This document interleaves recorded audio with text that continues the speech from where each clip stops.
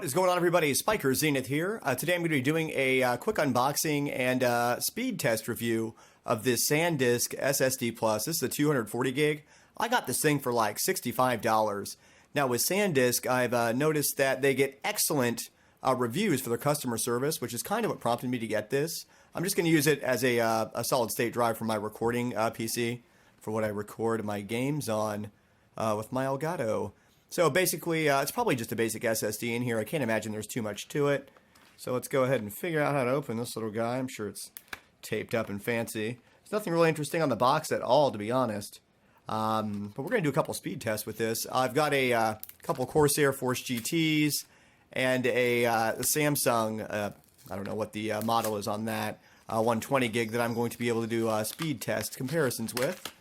So let's open the box, see what's in here. Just a SSD and I assume a warranty booklet of some sorts. And what's this guy here? What is that? It's like a mounting guy here. So I assume it's some sort of adhesive. Huh. It's like a little mounting bracket of some sorts. I've never seen that, ever. What's this guy here? Instructions. Nobody's going to read that. Installation guide and warranty. All kinds of languages supported on here.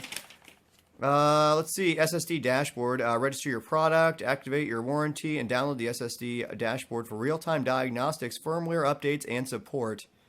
Okay, speed, capacity. I don't care about that. I'm going to use a benchmarking tool to benchmark this.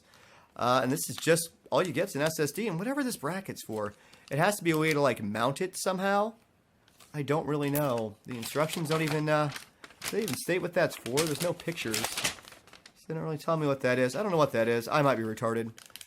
Just open this guy up here. It's like an anti-static bag.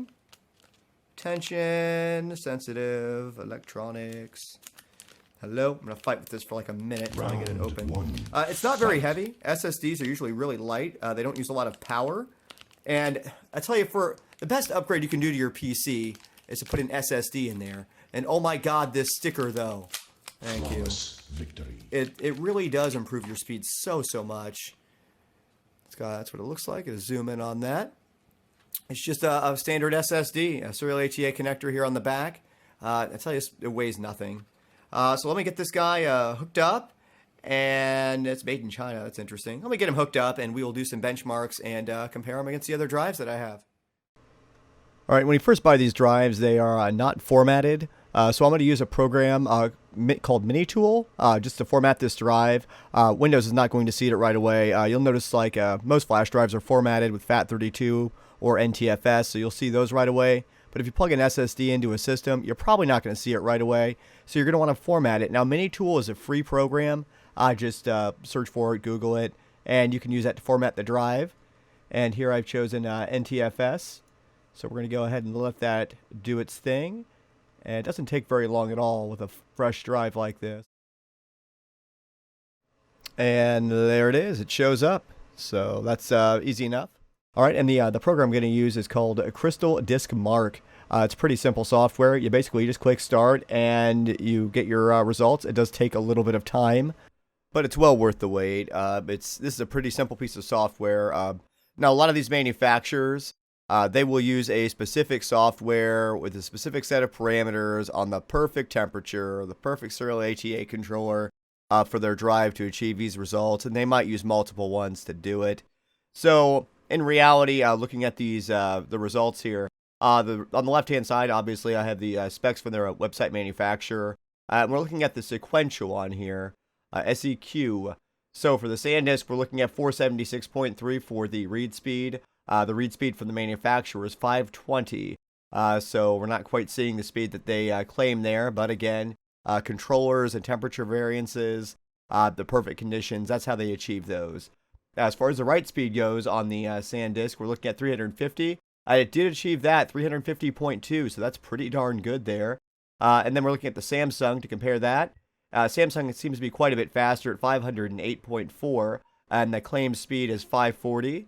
We got the write speed as 520, and we achieved 434. So the Samsung is clearly faster than the Sandisk at this point. That Samsung's about a year old. It was just in a netbook for a long time. This Corsair Force GT, we're looking at his speed here. 555 is the claimed, and we only received 425, and the write speed's supposed to be about 525, and we're seeing 243.7.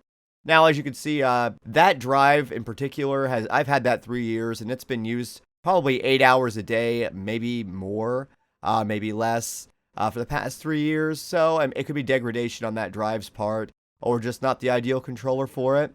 I don't really, don't know exactly what the reasoning for the speed being so low is, but I would assume that it probably has to do with degradation just over time.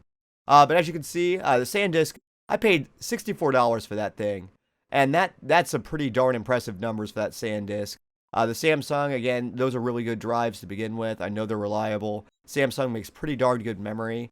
And I wouldn't be surprised if that SanDisk had Samsung memory in it. I don't really know what's in there.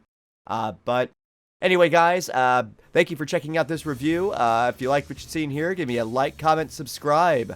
And I will see you in the next episode.